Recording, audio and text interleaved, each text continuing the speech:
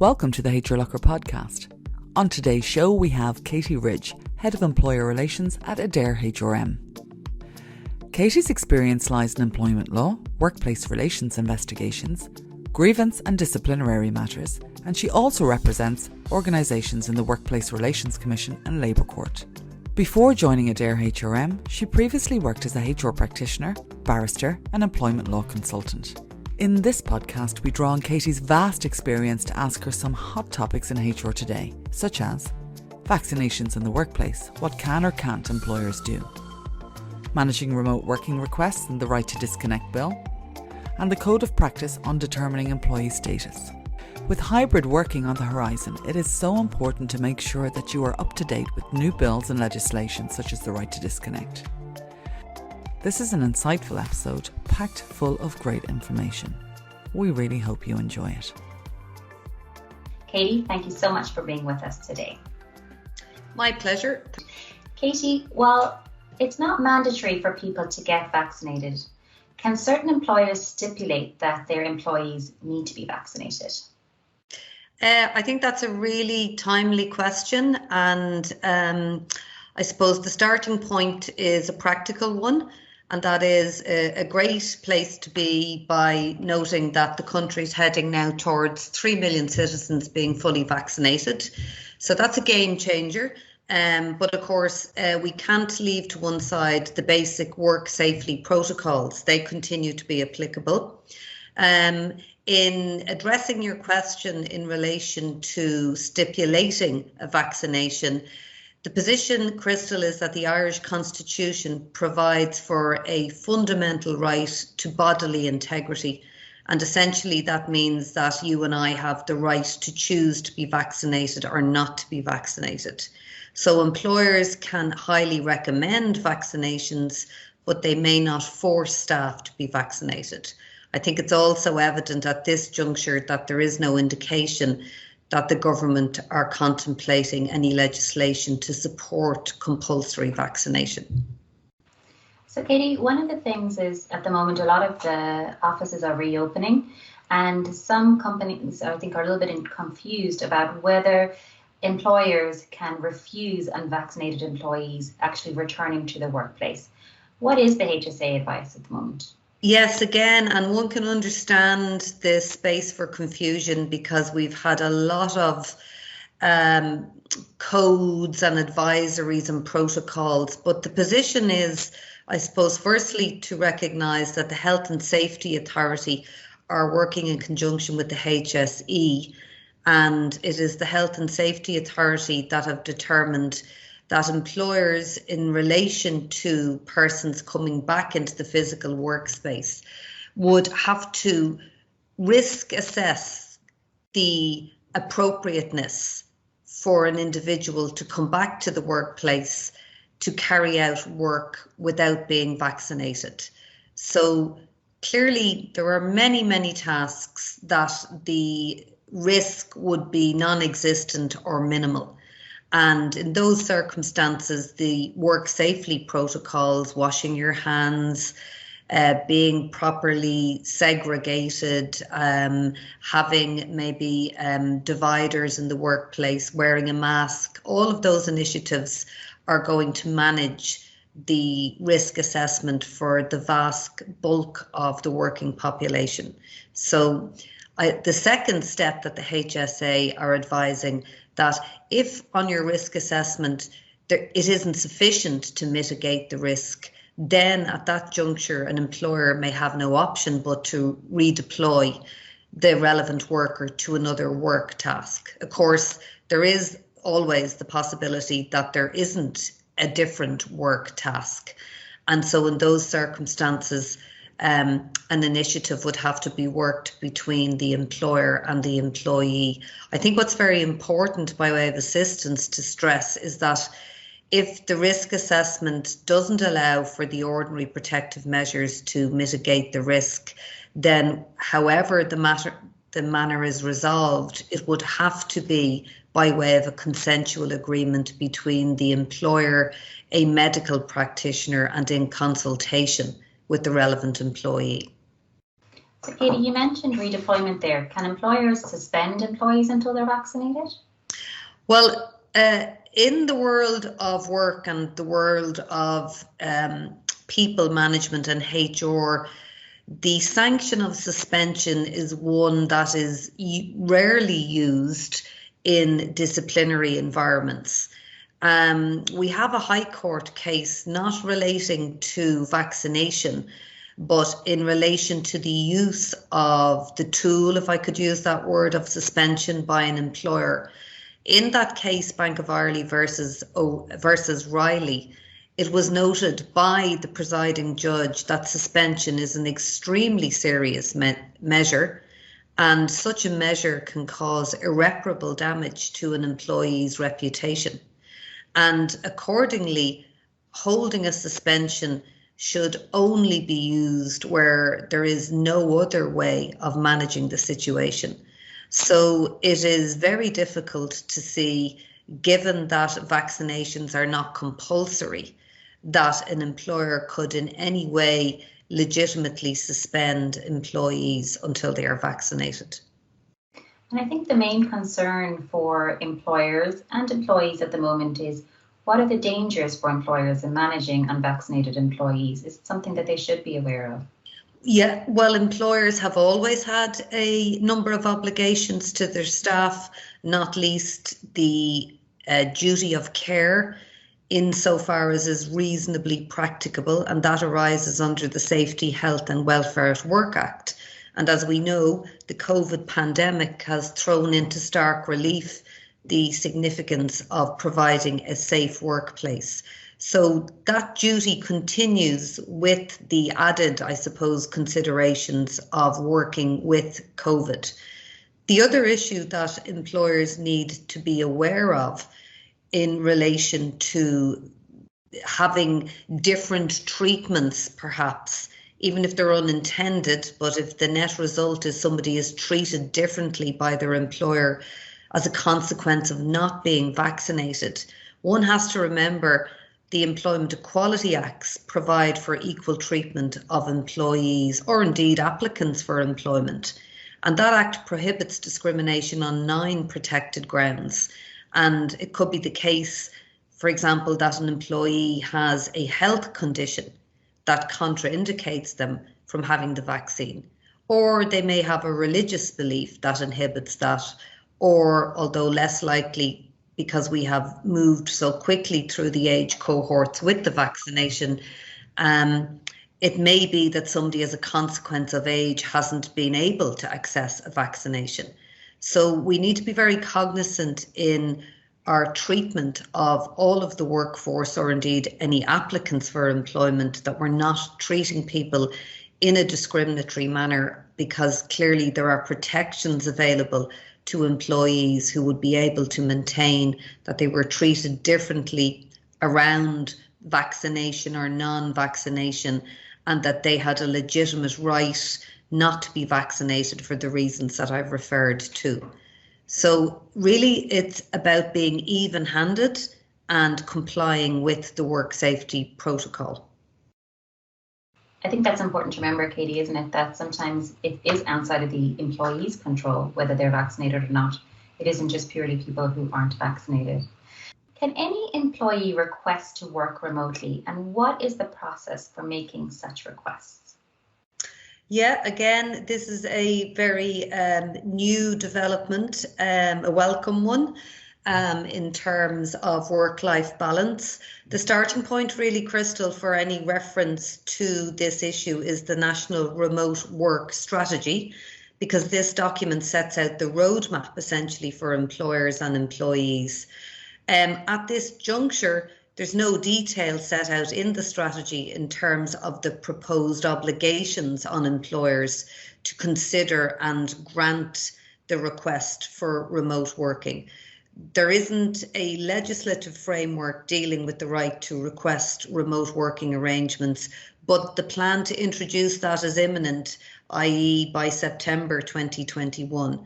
So it is presumed or likely that the proposed provisions regarding a worker's right to request remote working will probably be aligned with similar existing facilities around flexible working arrangements when parents come back from parental leave.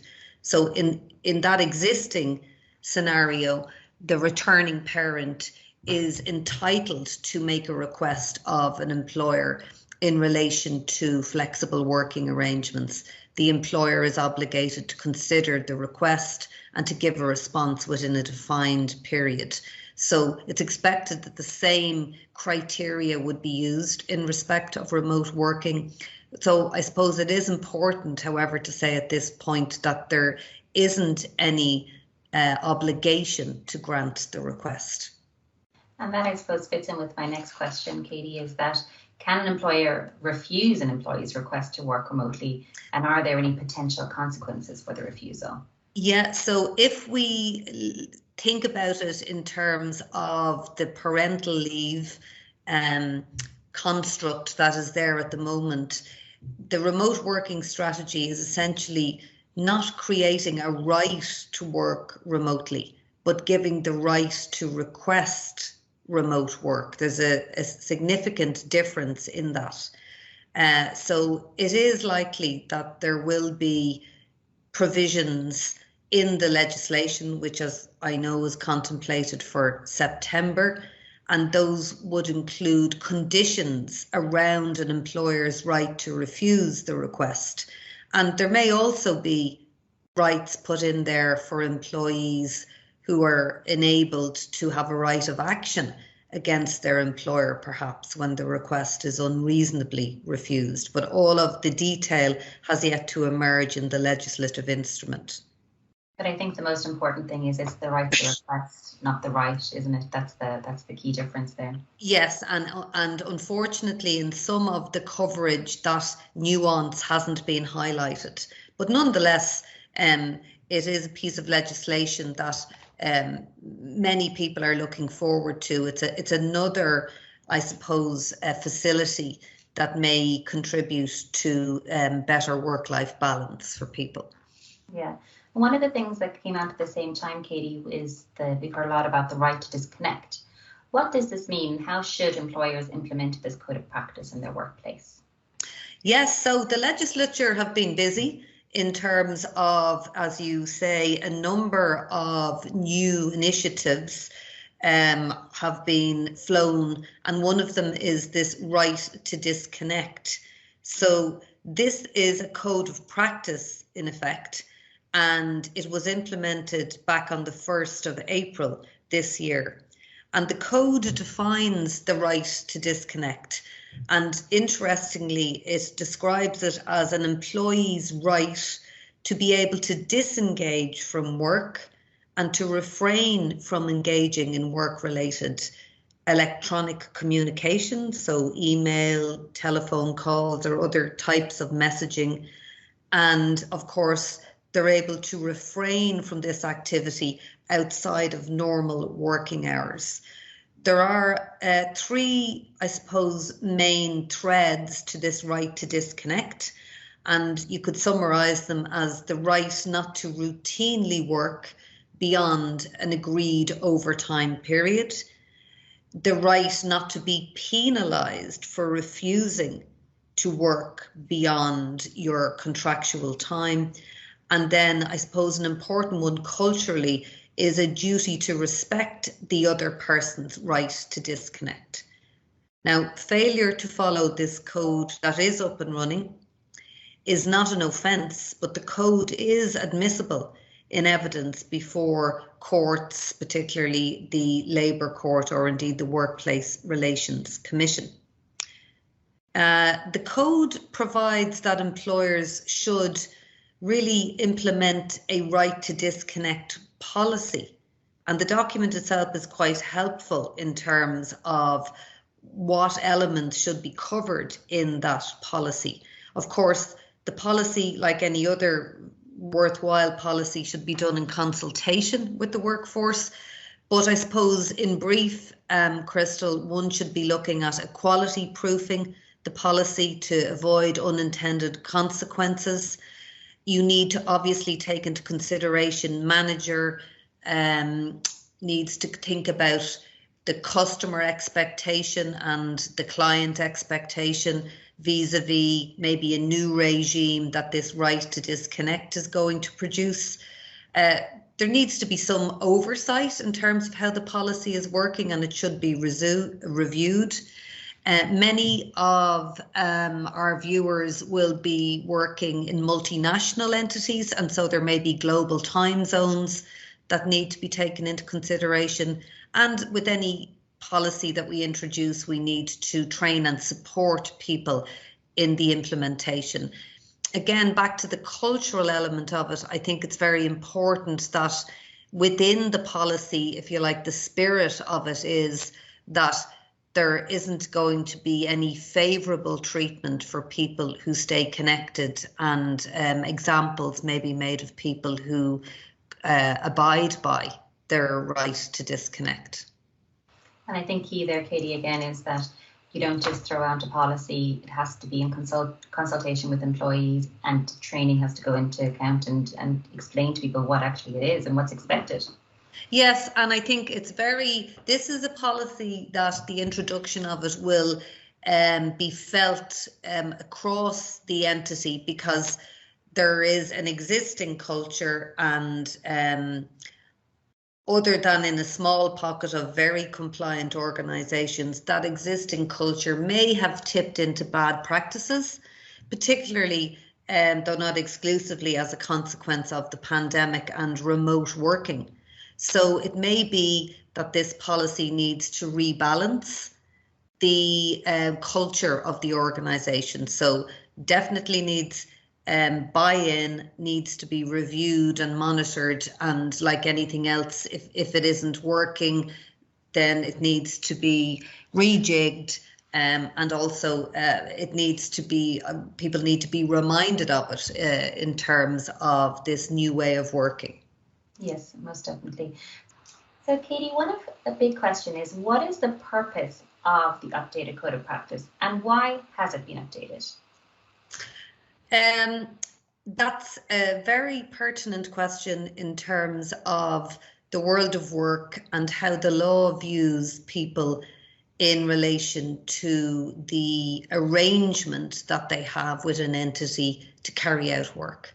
So the purpose of the code of practice is to set out key characteristics to inform decisions that are made in-house, maybe in relation to employment rights, or revenue or social welfare considerations around the status of an individual.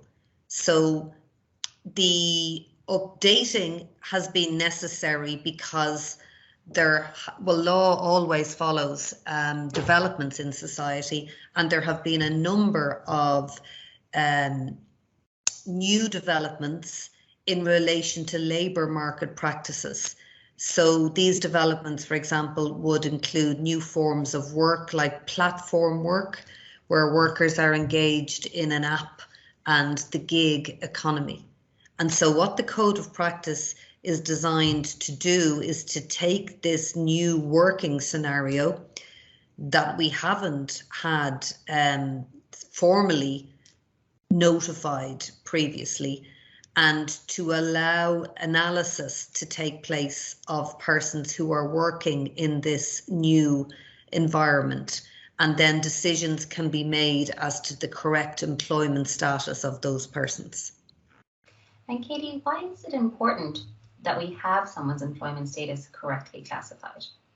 Yeah, it's really important in terms of classifying a worker into the correct identity, in terms of being able to decide clearly, for the purposes usually of rights and benefits, as to whether the person working is in fact an employee or are they a self-employed individual. So the activity of classifying a worker as either self-employed or an employee has implications for the employment protections that they are afforded in relation to PRSI and tax that they may be liable for, and social welfare rights that are afforded to them. Also, the status of an employee in terms of whether they are an employee or an independent contractor is important when it comes to something like the winding up of a company and the status of those workers in that particular event. So it's quite far-reaching, and the implications can be that you can have two people working side by side. They may not know their employment status, and an event happens to one or other of those individuals, or maybe a universal event like the winding up of that employment, and all of a sudden the relevance of their employment status is thrown into sharp relief. So it's a very important piece of information for anybody who's carrying out work. Okay, and so ultimately, whose responsibility is it to determine employment status? Yeah, so in relation to the operation of the employment relationship, it is the entity who engages the service of the worker that is obligated to ensure that they apply the correct tax, social insurance and employment law treatment of that particular worker. And if that is done intentionally or unintentionally, obviously there can be outcomes that the employer will have to deal with in relation to perhaps liability for arrears in any taxes that were due, or there may be loss of earnings or other benefits that would accrue and would have to be backdated and discharged to somebody who was incorrectly classified. So the status is very important in terms of the entity discharging all of their compliance duties, and I suppose the other side of that coin being the worker getting the benefits of all of the treatments and that they are entitled to depending on their work status. So very important in terms of responsibility, but also there's severe consequences if you're getting it wrong down the line. Yeah, and I think that the updated code of practice will be a very helpful document, because we have had a code of practice. We've had an informal checklist, as it were, for many years that would assist people if they were trying to determine if I'm taking somebody in to do work for me, and these are the parameters of that arrangement. Does that mean that that person is an independent contractor or an employee? So this is a welcome update because of the developments like the gig economy, and we've seen plenty of case law happen in relation to people who've been working in that space and them looking to assert rights in terms of employment law benefits and other benefits. Yes. So thank you so much, Katie. That was really helpful. And I'm wondering if anybody needs to get in contact with yourself or anybody from Adair, what is the best way for them to do that? Sure, yes, the best way would be to contact us at info@adairhrm.ie. Thank you so much, Katie. Thanks for listening. Check us out at HRLocker.com. The show was hosted by Christelle Rinn and produced by Jenny Martin. Subscribe to catch the latest episodes on iTunes, Stitcher, Spotify, or wherever you like to get your podcasts. If you'd like to feature, get in touch by emailing us at marketing@HRLocker.com. You can also follow HRLocker on Twitter, Facebook, and LinkedIn.